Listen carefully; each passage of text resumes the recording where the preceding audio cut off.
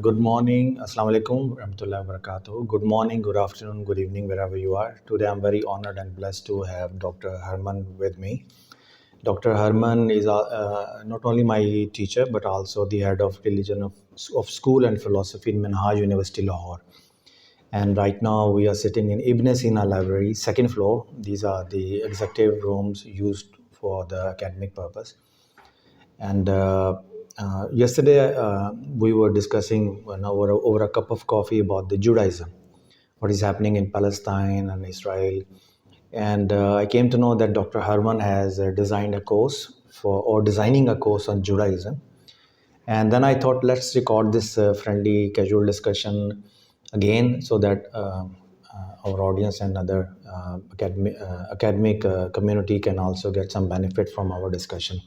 So, Dr. Herman, thank you very much. And tell me, what are you doing on Judaism right now? You told me yesterday a bit. So, Well, I've been teaching on various religions, Buddhism and Hinduism and Christianity, Islam, for the last, say, 5-6 years here at Minhaj University. And the more I teach on these Abrahamic religions, especially, I realize that the root of these Abrahamic religions is Judaism.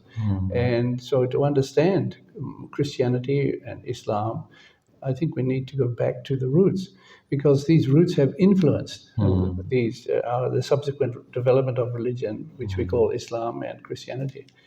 And so I thought it was very appropriate to know something about our background, our religious ancestors. And the more I read about it, the more interested I became. And so gradually the idea was that I should prepare a course.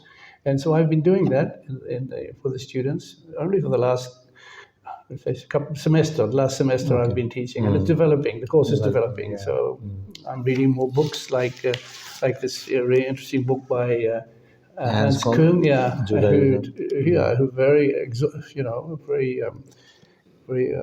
full coverage and deep analysis of Judaism and so he has written books on Islam and Christianity, on being a Christian. That's right, very good books. Yeah. Mix of theology, philosophy, and psychology. And he brings even on this book, on Judaism, he highlights parallels with Christianity and Islam, which is all very interesting.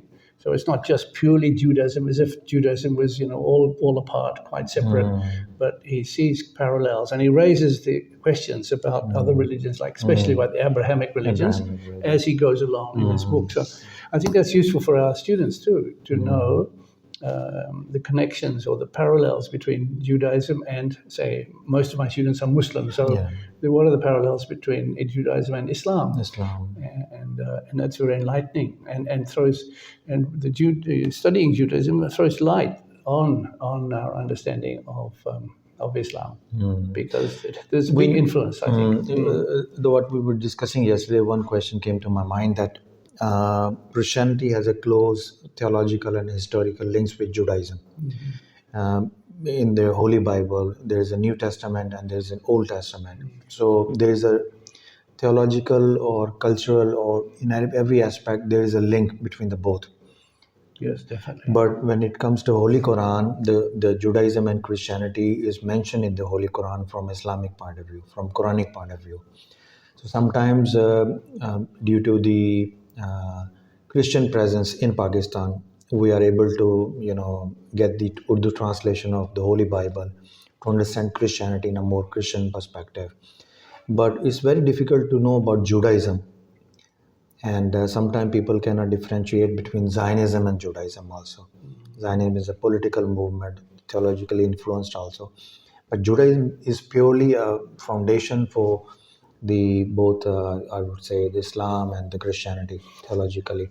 So in your experience, and when you thought about designing a course in Minhaj University about Judaism, why you think Muslims nowadays, they need to understand the theological and historical foundation of Judaism in order to understand and connect their faith with the previous scriptures?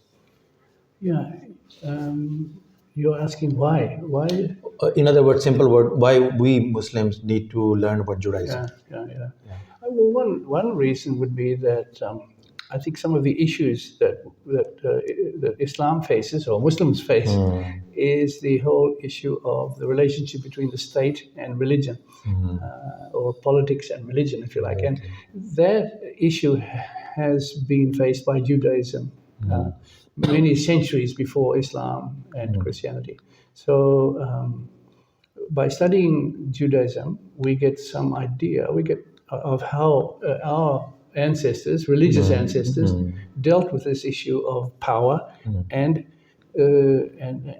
spiritual authority, political power and spiritual authority. How did they mix? And they did mix. I mean, after the exile, after the Jews returned from Babylon, there was a real unity almost, or Hans Kuhn calls it a theocracy. In other words, the union of religion and politics in that period, and specifically in that period. But then it changed again, after the destruction of the temple in 70 AD, or the Common Era, 70. Then another kind of Judaism came, which we call Rabbinic Judaism.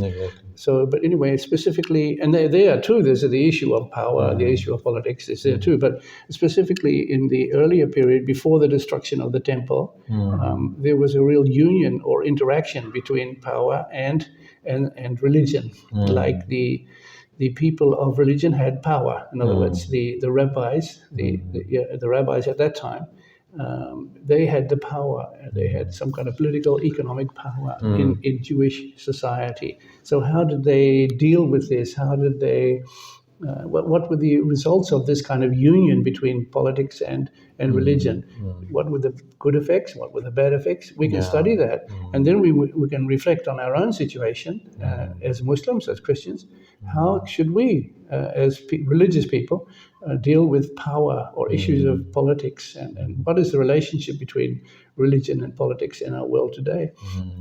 Could I say that also, to understand the historical and theological background of different Quranic verses and hadiths of Holy Prophet Muhammad Sallallahu Alaihi Wasallam, to study Judaism and their text, most of the verses of Holy Quran are understood in a better way if you know the text of the Old Testament and the New Testament also, because those are linked with one another theologically and psychologically. Oh, I think so. I think there's been a huge influence of Judaism as a religion on Christianity and on Islam. For instance, the whole style of prayer in Judaism has at least influenced, or you could even say has, to some extent, has been adopted by Islam later on. The way the Jews prayed at certain times during the day, that very idea or that very practice of regular prayer at certain times during the day, that's very strong in Islam, of course, and it was very strong in Christianity, and certainly in the monastic period, the monastic form of Christianity. They also prayed at certain times during the day, and even their style of prayer, on the bowing right down with the head on the ground, that was done by the Jews and the Christians, and it was adopted by the Muslims, if you like, or it certainly influenced the Muslims. Raku and Sajda was also in the previous Sharias. Raku and Sajda, going down, was also a part of the prayer in both Judaism and Christianity also. So, yes, and then there are probably many other, like the whole idea of pilgrimage and these things are coming from Judaism. And fasting, that is also coming from Judaism through Christianity to Islam. So that we call Shariat and Muswi.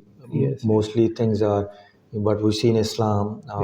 Sometimes we maintain the commandments of Shariat and Muswi and Shariat also. But the whole importance of Sharia is also reflects the importance of the halakha in Judaism. I mean, that was a very strong emphasis, especially in the period just before the last, say, couple of centuries before the destruction of the temple in 70 CE, Common Era. In that period, say after the exile and before the destruction of the temple, in that period, the prayer was very strong, and as I said, the politics was joined to religion, and and all these, the fasting and the things that we have mentioned were very strong in Judaism. So tell us now something about the course you are designing for Minhaj University for the students. What are the contents? How long is the course?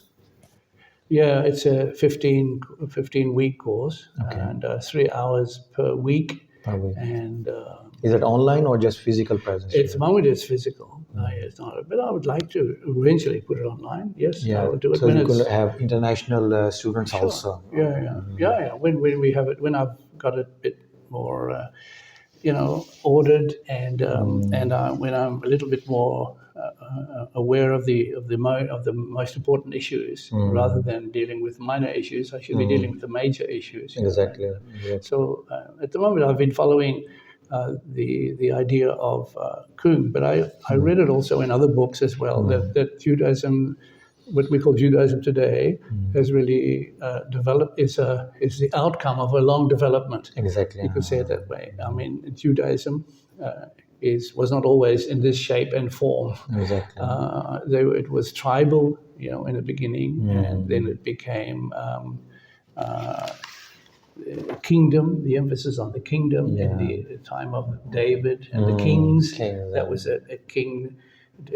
Kuhn talks about paradigms, different paradigms, if you like, models, if you like, paradigms. So there was the tribal model, right? But most more the origin, if you like. The origins are tribal. At the time of Moses and Abraham, this were the origins, and the Exodus, and then the But then after the exile, when they came back, a new period started. A new paradigm was developed, which Kuhn calls a theocratic paradigm.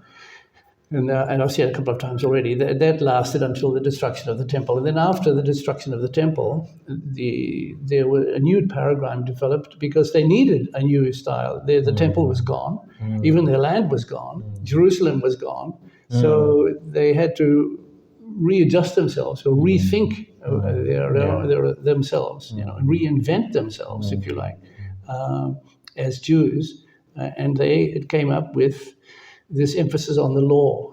And we mentioned before the Sharia in Islam. Yeah, exactly. Well, this emphasis on the law, or the halakha, is also very strong in Judaism. From earlier part, I mean, it dates from before the exile, of course. The roots are way back, but it became more prominent after the destruction of the temple, when they couldn't offer sacrifice. They could no longer offer sacrifices in the temple because there was no temple. So they couldn't go there to pray, and there was no city as a kind of a symbol or center for Judaism. And so all the Sadducees, the priests, they had gone, and so what was left, what they had, and they had the law, but they needed to interpret the law, and that's what rabbinic Judaism focuses on. It's the interpretation of the law in the new situation where there is no sacrifice possible. What do we do as Jews? How do we live as Jews according to the will of God? What does God want of us? And so they stress the rules and regulations which were written in the law. So your new course that you are, I would say, teaching now, have you completed one batch? Yeah, I've completed that, yes. So what were the contents of that course? What were the contents of that course? Well, I trace the origins. I go through the periods. Okay. It's historical orientation of the... Historical approach, you could say. I go through the origins, talk about that for a while. Most people know the basic things like who was Moses, who was Abraham, because they're very important in the Quran as well. So that's pretty easy to talk about.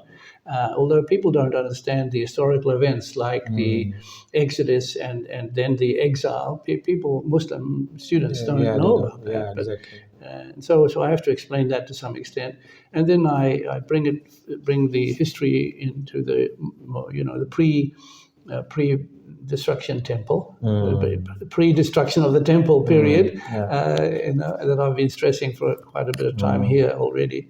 That period before 70 AD. And then I move on after that, after 70 AD, the Rabbinic Judaism. I explain the Rabbinic Judaism.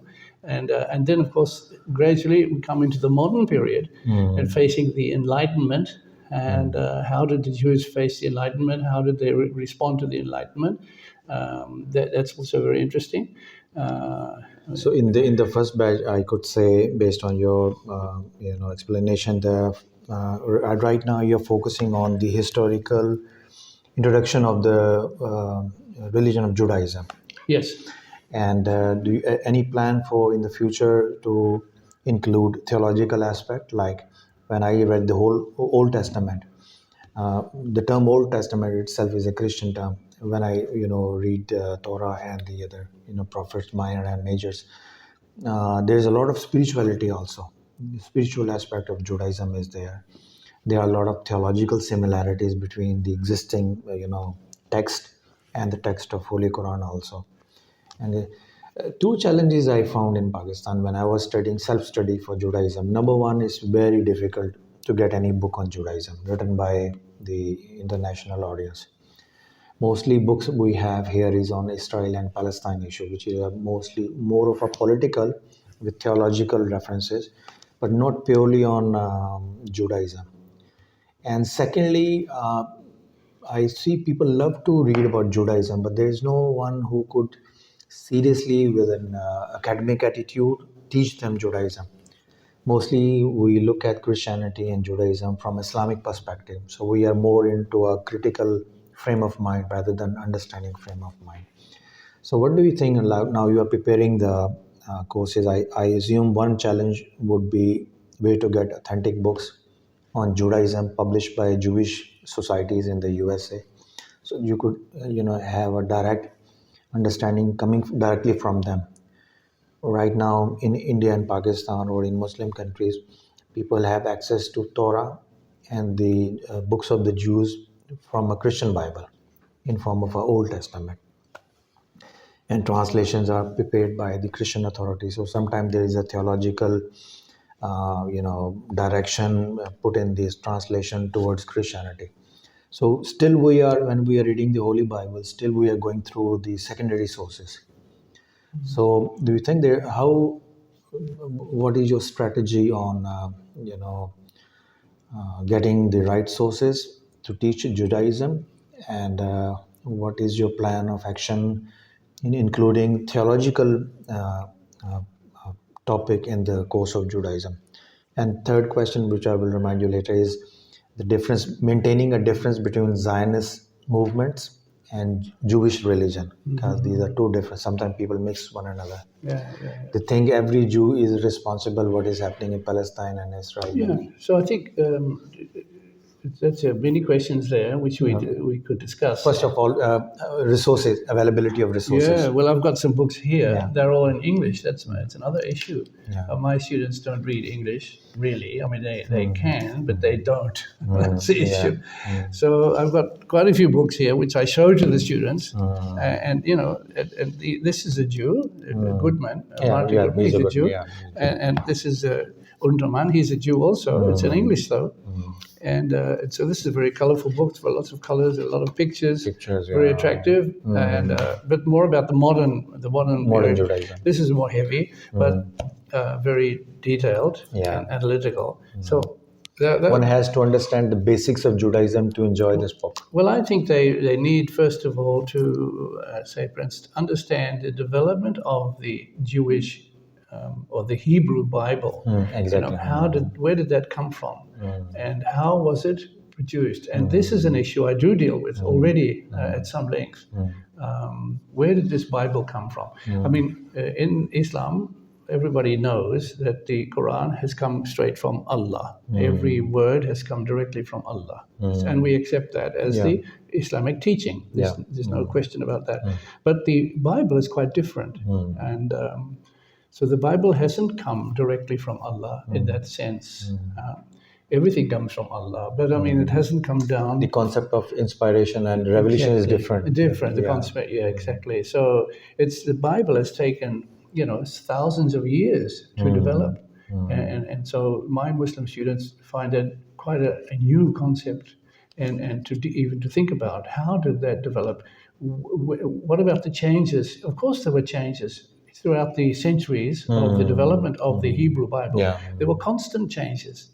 And that's part of the formation story of the Bible. And the Jews will accept that. There's no hiding of that. That's openly accepted. And these changes were part of the reality of the way the Bible took shape. And so the Bible came from two sources, the oral tradition and the written tradition. So we discuss in my classes the oral tradition and also the written tradition. Where does this written tradition come from? Where does the oral tradition come from? And then the way that develops in Judaism, and that whole issue of the oral and written tradition, of revelation, is right until the present day is still an issue. I mean, it's still people are divided about that. What's the relationship between these two sources of revelation, oral and written, and how do they interact? And you know, do they come from God in the beginning and directly to Moses on the Mount Sinai? Did he receive them? Most Jews will say yes, but some Jews will stress the fact that the oral tradition began there, but developed since then enormously, has developed throughout the centuries. And finally, it was made, the oral tradition also became a written tradition in the Mishnah, the book called the Mishnah. But the written tradition, that was called the Tanakh. It's a different word. And that consists of 3 sections, the Pentateuch, the 5 books of the Torah, and then the books of the prophets. And the books of wisdom. And so where did they come from? How did they develop?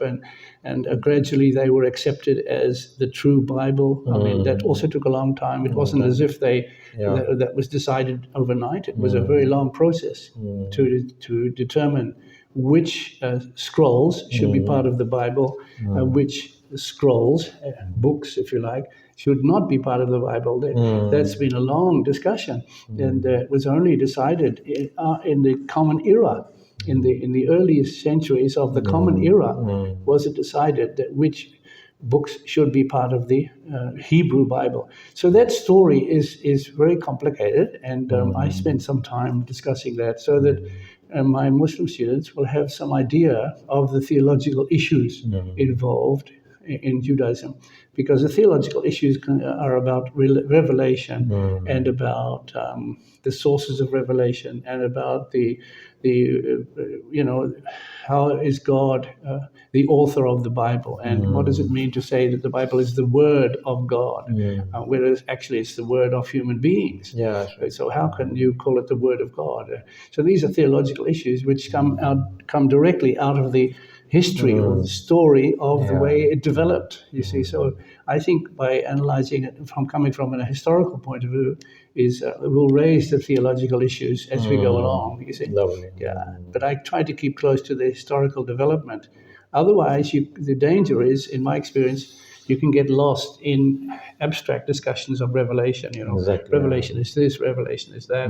Well, people have so many different views about that, and you can just keep discussing that. But if you look at how the Jews discussed this issue and how they to some extent resolved this issue, and how the different schools of thought were developed in Judaism, I think the historical approach for me keeps you closer to the ground. It keeps the discussion more, makes it keep more in touch with reality, rather than just going into debates and even arguments, which are not useful at all. That kind of argument. Especially with people who are really just beginning the core, the study of Judaism, and to be arguing about revelation and to be comparing it with Islam or something is not useful, because Islam has a different story, a different tradition, which we respect and we accept. We don't debate that at all.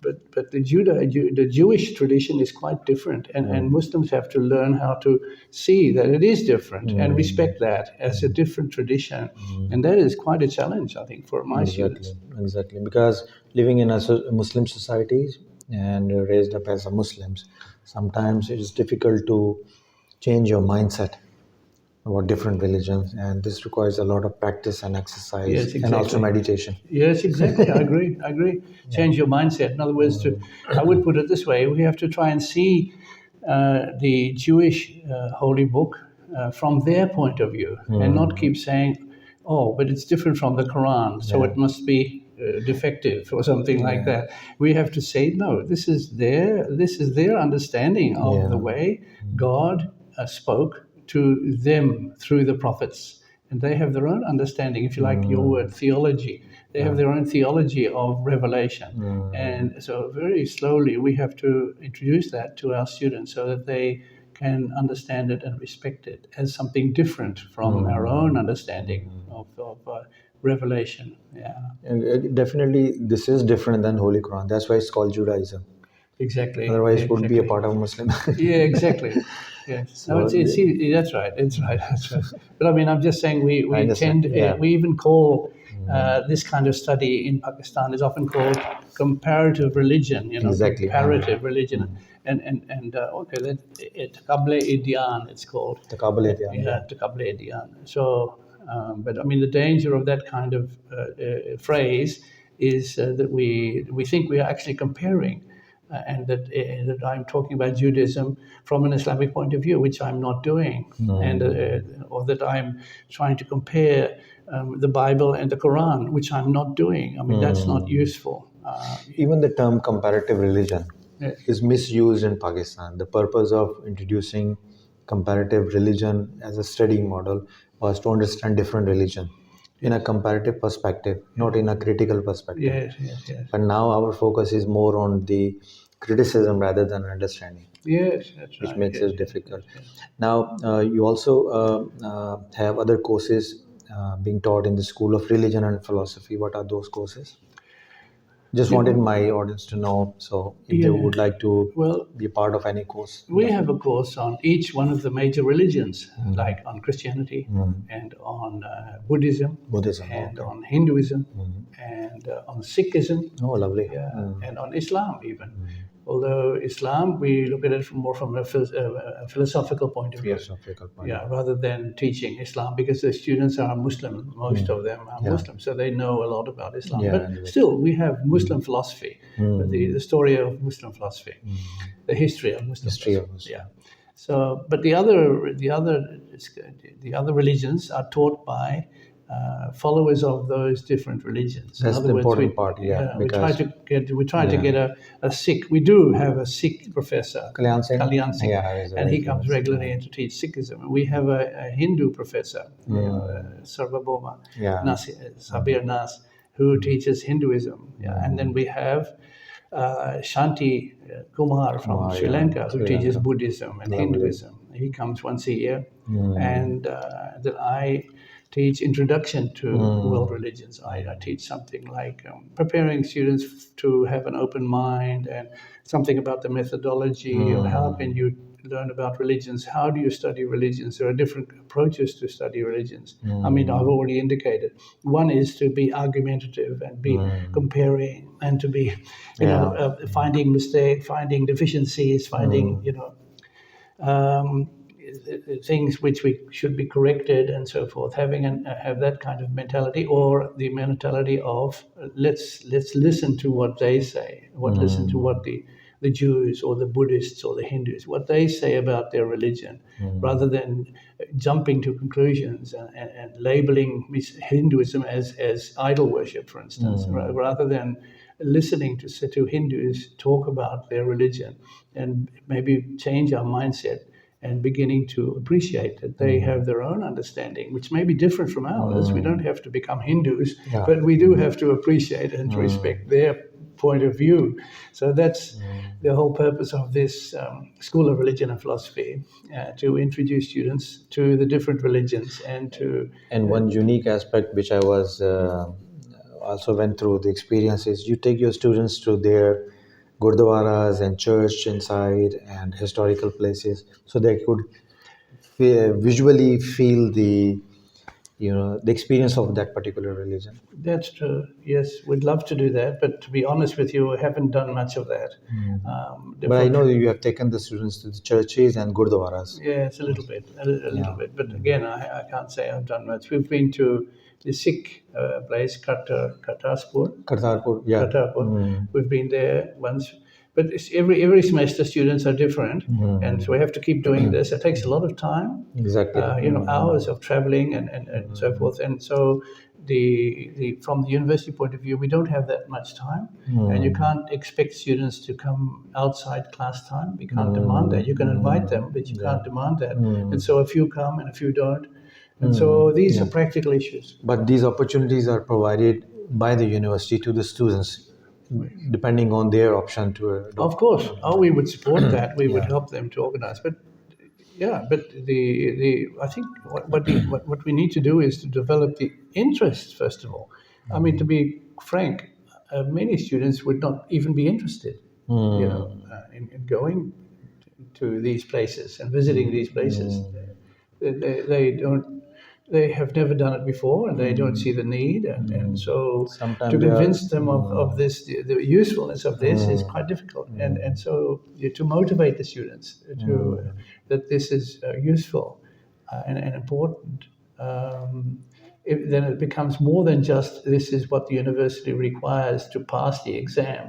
This is to move beyond that and to say, look, I need to go to these places to get a deeper understanding, as you said, a deeper sensitivity to these different religions by visiting the places and talking with the people on the ground.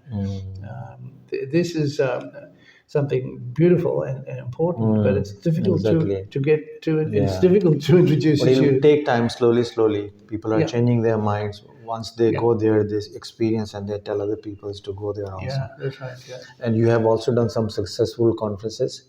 Oh yes. Tell us something about it. Yeah, we have the international conference every year. We've had that now for 6 years. So 6 conferences. you have done. 6 year conferences we've had. Or even. Yeah, I think the 7th one this year is the 7th one. In October we have them. Okay.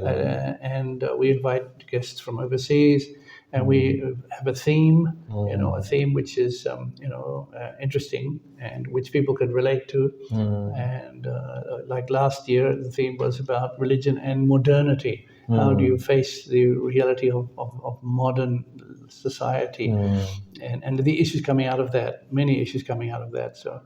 That sort of made people. It was an attractive theme for people. So the challenge is to find a theme which is attractive, which is and challenging also. And challenging, of course, yes. And then people come and we have a great sense of sort of. Almost like a festival. I've noticed the conferences are not just intellectual and discussing, but it's also very much a meeting of cultural people. festival. Yeah, it's like a cultural festival, you could say, yes, or religious festival. Almost, meeting people from different religions, or just meeting each other, even from the same religion. I mean, it's just meeting in a different environment, meeting by attending a conference on world religions. Creates a very hospitable environment, a welcoming environment, and people feel that here we are in this conference, we are here welcoming people from different countries, different religions, and some of them come, but even if they don't come, we know that they're welcome, and we have this mindset of openness and hospitality. I think it's important from that point of view as well. Now the last question, tell us something about yourself. I know you personally, you're from Australia. Yeah. And how long you have been in Pakistan? This now is my 9th year here. My 8th year in Minhaj. Yeah, Minhaj. 8 years. Yes. You can speak Urdu very well, right? You can speak Urdu very well. Yeah. Understand to some speak. extent, yes. So be careful when you are speaking. You're thinking that he doesn't know the Urdu. He is very good in Urdu. No, not at all. So any last message you would like to give to our viewers? What would you like to tell them? Are they welcome to visit MUL and your school of thought? Oh, yes, most welcome. Your school of religion and philosophy, just to meet you and see what is being offered and make up their mind. And also you have a spiritual center also, Islam Institute of Spiritual Studies. Yes. Where you are also introducing some spiritual courses. Yeah, I'd love to do that. That's developing. It's only in the very early stages at the moment, but we have been invited to provide some kind of course on the mystical aspect of religion. You know, that every religion has a mystical or spiritual, if you like, but more than spiritual, it's a mystical. In other words, like what in Islam, the Sufi approach, that kind of approach is present in Christianity, in Judaism and Sikhism. Every religion has this kind of Sufi approach. And what does it mean? And can we learn from that, from these different Sufi approaches, if you like, or mystical approaches? That's also something we're thinking about, and we are preparing a course on that. And the facilities are right here. We have a beautiful center, a spiritual center, which has been opened, and it's just physically very beautiful, very attractive, and so it's very conducive to entering into this spiritual atmosphere. So I would welcome people to come and see and to talk and to suggest. Then we also have the certificate course, which is online, has been online this year. We had a certificate course online on the theme of religions and ecology, environment, ecology. So this is also again a very demanding and new concept, which mostly our people don't know, to link theology with the environment. Yes, that's right. So just a new perspective of re-examining the scriptures from an environmental point of view. Yes, that's right. And we have a journal called the South Asian Journal of Religion and Philosophy, and we publish in that journal some articles about the environment and about, say, this coming edition of the journal has an article about the Islamic attitude or Islamic understanding of the environment. And it raises the question of this climate change. And the author of that article says that, the idea of climate change or man-made climate is very rather foreign to the Quranic position, because in Quran, God is in charge of the climate, God is in charge of the universe, and here we are saying that human beings are changing the climate. So how do we talk about this from an Islamic point of view? How can we understand this idea of climate change from a Quranic point of view? This is a very interesting article in the next edition of this journal of ours. And I was thinking also to humbly suggest you to develop a series of article introduction to Judaism for the journal. Yes. So all your feedback and your research and your course on Judaism could be converted into article, which can be read by the students also. Yes, we would welcome any contributions in this area, because unfortunately I can't write articles in my own journal. You see, they won't accept. I'm the editor, so I can't write articles in my own journal. I can write for other journals. But you can write an article for our journal. And this is an invitation for other people who would like to contribute to the journal. And how to contact you? Last question. Well, contact me. You can ring me. My phone number is... no need to telephone. No. Otherwise, a lot of ladies might be calling. No. So you can contact me? You can contact Dr. Herman in Minhaj University, Lahore. Go to their website and go to the religion and philosophy.